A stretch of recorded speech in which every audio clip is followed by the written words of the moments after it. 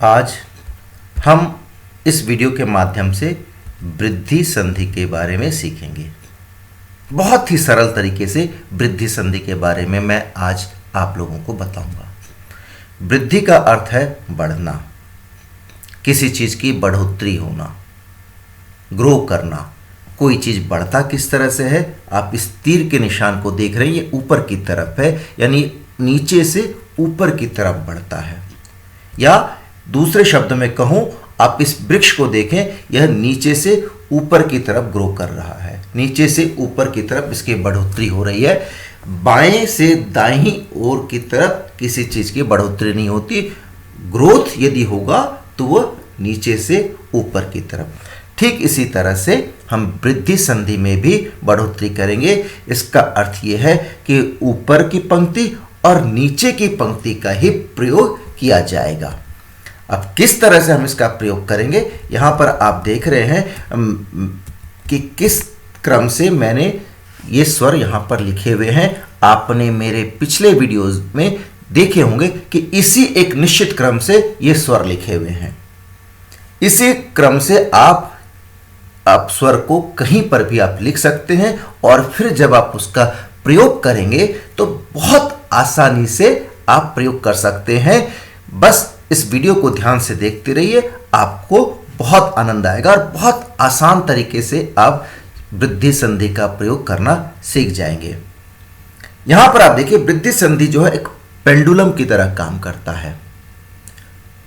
Pendulum की जो स्थिति आप देख रहे हैं, वह हमने इस पेंडुलम को एक निश्चित जगह पर टिकाया है और वह है घर संख्या 1 के पास। और पेंडुलम का जो निचला हिस्सा है, जो पेंडुलम है, वह एक स्थान से दूसरे स्थान पर घूमता हुआ दिख रहा है।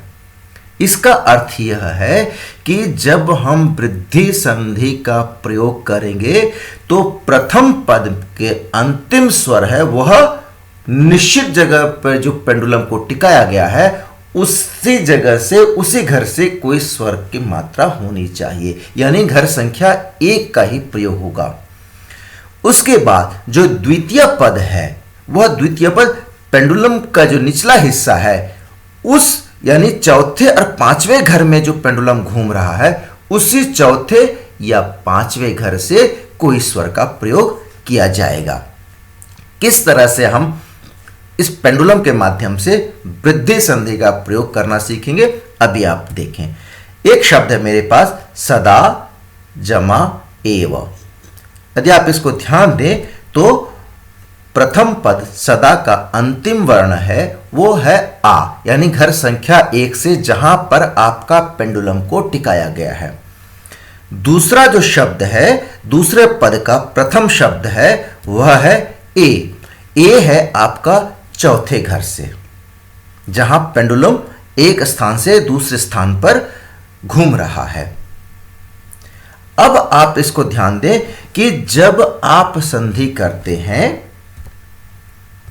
तो ए यानी जो चौथा घर है, उस चौथे घर का जो दीर्घ स्वर है, यानी जो द्वितीय पद में का जो प्रथम स्वर है, जो स्वर होगा, जिस भी घर का स्वर होगा प्रथम पद का, द्वितीय पद का, उसी घर का दीर्घ स्वर का प्रयोग हम वृद्धि संधि में करेंगे जब उन संधियों को, शब्दों को हम जोड़ेंगे। तो यहां पर द्वितीय पद का ए अक्षर है, यह चौथे घर से, तो इनकी जगह पर जब हम संधि करेंगे इनको, तो चौथे घर का दीर्घ स्वर दीर्घ ए आ जाएगा। और ये दोनों ऊपर के जो स्वर हैं, जो लाल घेरे में है, इनकी जगह पर ए स्वर का प्रयोग होगा और हमारे पास नया शब्द बनेगा सदैव। दूसरा उदाहरण मैं लेता हूं, 1 जमा एकम। प्रथम पद का अंतिम अक्षर है, अंतिम स्वर है अ, क में, और द्वितीय पद का प्रथम स्वर है ए, वह चौथे घर से है। आप इसको देखें कि क एक में है अ स्वर और एकम में है ए स्वर।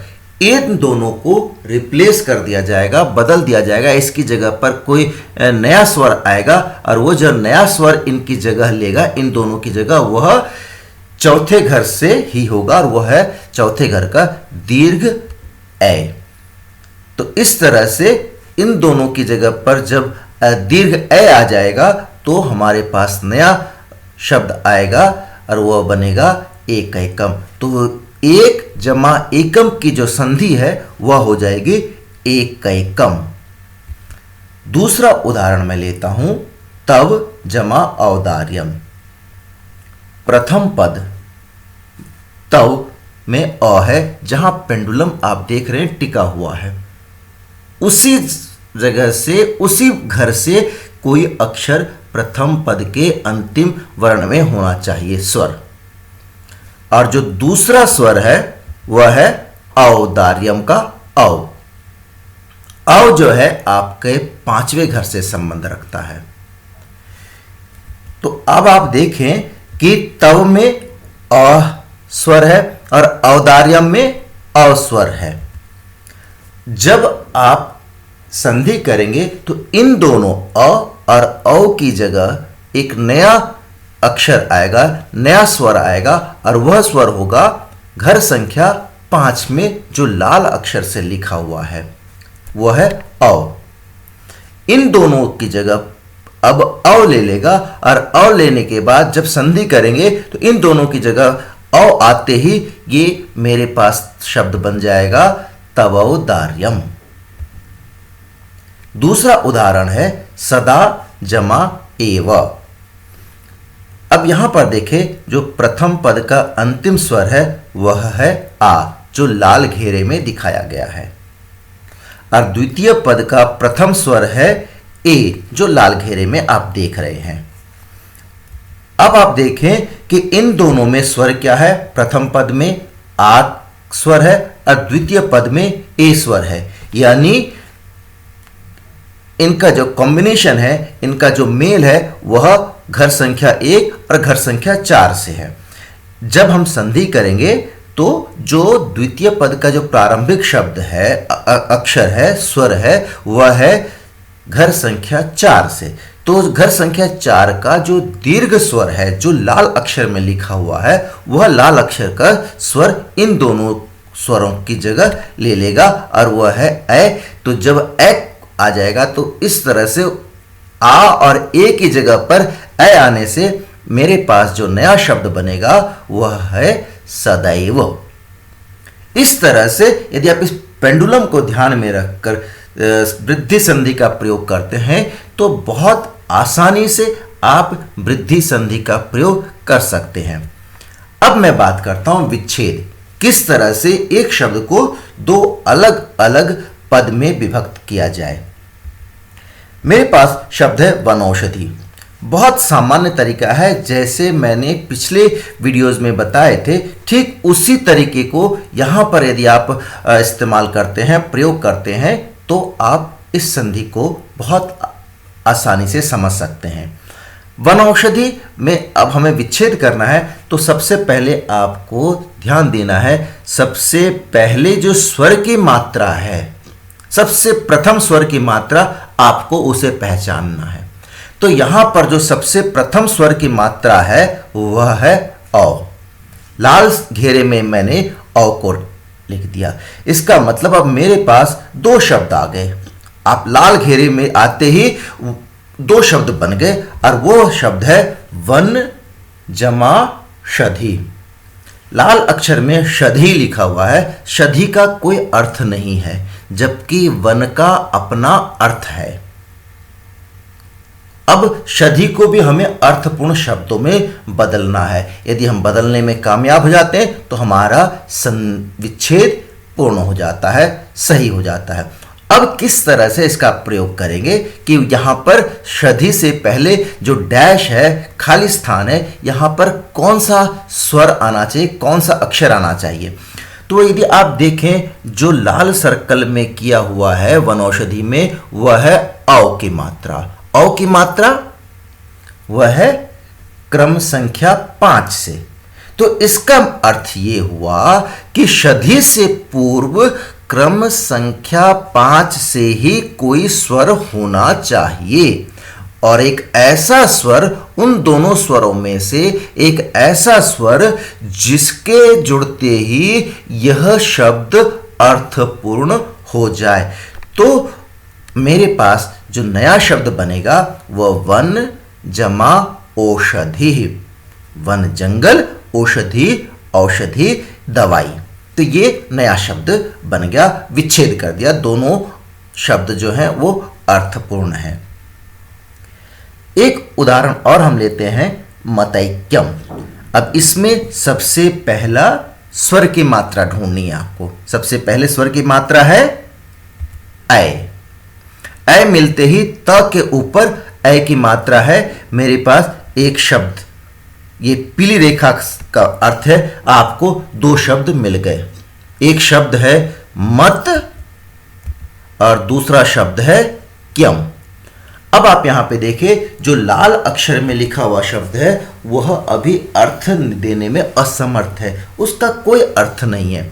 जबकि सफेद अक्षर में जो शब्द है मत, यह अर्थपूर्ण है, इसका अपना अर्थ है। तो दूसरे शब्द को भी हमें अर्थपूर्ण करना है। यदि हमने अर्थपूर्ण शब्द कर दिया दोनों शब्दों को, तो मेरी संधि विच्छेद सही हो जाती हैं।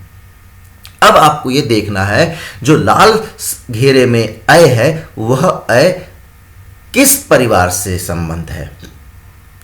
यदि आप ध्यान दें तो वह है परिवार संख्या 4, यानी क्यम से पूर्व परिवार संख्या 4 से कोई स्वर होना चाहिए, क्योंकि प्रथम पद में परिवार संख्या 1 से स्वर है और वह है अ, और द्वितीय पद के प्रारंभ में हमें परिवार संख्या 4 से किसी स्वर का प्रयोग करना है।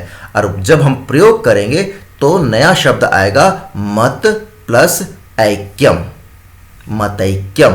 तो ये करते ही हमारी संधि पूर्ण हो जाती है, क्योंकि मत और ऐक्यम इन दोनों का ही अपना अपना अर्थ है। एक उदाहरण और लेते हैं, एकैकम। इसमें भी यदि देखें, सबसे पहला जो स्वर है, स्वर की मात्रा है, सबसे प्रथम स्वर की मात्रा वह है ऐ। क के ऊपर जो ऐ की मात्रा है। तो यहां पर मेरे पास दो शब्द मिल गए। एक शब्द मिलता है एक और दूसरा शब्द मिलता है कम। लाल अक्षर में कम है, अभी ये अधूरा है, अर्थ नहीं है, जबकि एक का अर्थ है।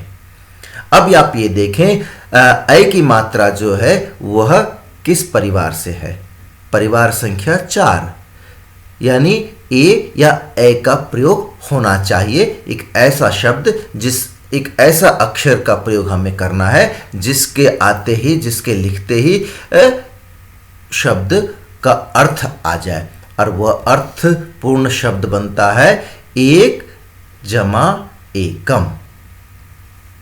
इस तरह से हम संधि विच्छेद कर सकते हैं। कुछ और विच्छेद हम करते हैं जो आपको समझने में आसानी हो। मेरे पास एक शब्द और है, महेश्वर्यम। इसमें जो पहला स्वर की मात्रा है वह है ऐ। ऐ लगाते ही आप देखें दो शब्द आ गए मेरे पास। पीली रेखा से हमने उसको अलग अलग कर दिया।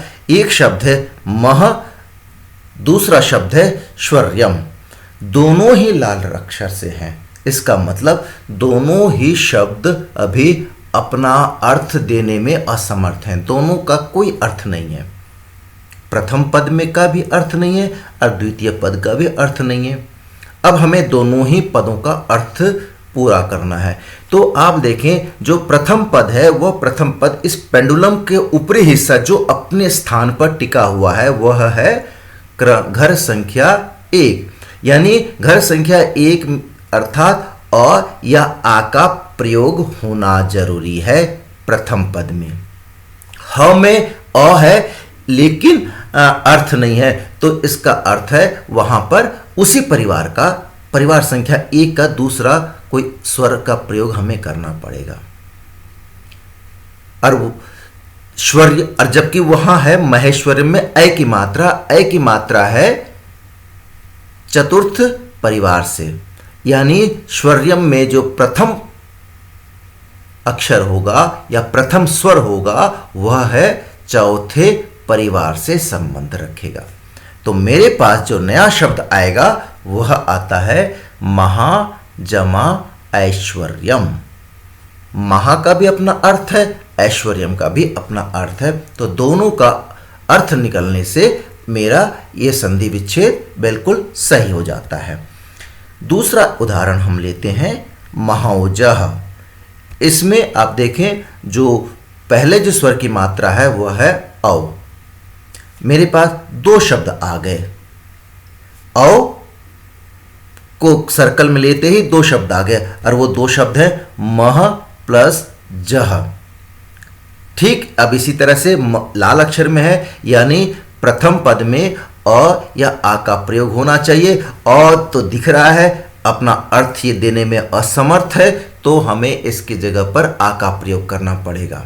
दूसरा पद जो है उसके प्रारंभिक स्वर है वह औ देख रहे हैं, औ जो है वह है घर संख्या 5 से संबंध रखता है। इसका अर्थ ये हुआ कि ज से पूर्व घर संख्या 5 से ही कोई स्वर होना चाहिए। तो मेरे पास एक नया शब्द आ जाएगा महा जमा ओजह। ये संधि विच्छेद हो जाता है। महा का भी अपना अर्थ है, ओज का भी अपना अर्थ है, तो दोनों ही अर्थपूर्ण शब्द बन जाते हैं। और इस तरह से हमारा जो महोजह का संधि विच्छेद महा जमा ओजह ये बिल्कुल सही हो जाता है। एक उदाहरण हम और लेते हैं ममैव। आप इसमें भी देखें कि आपको पहचानना है सबसे प्रथम स्वर की मात्रा, और सबसे प्रथम स्वर की मात्रा है वह है ऐ। ऐ को आपने सर्कल किया, स्वर की मात्रा को आपने सर्कल किया, सर्कल करते ही एक कट लगा दिया, आपने पीली रेखा से कट लगा दिया। कट लगाते ही मेरे पास दो शब्द आ गए, ये दो भागों में बट गया, और वो दो शब्द हैं मम जमा व। मम सफेद अक्षर से लिखा हुआ है, इसका मतलब ये अपने आप में अर्थपूर्ण है। वह लाल अक्षर में लिखा हुआ है, इसका अर्थ यह है कि इसका कोई अर्थ नहीं है। अब यहां पर पूर्व में व से पूर्व किस स्वर का प्रयोग किया जाएगा, अब हमें इस चीज को देखना है।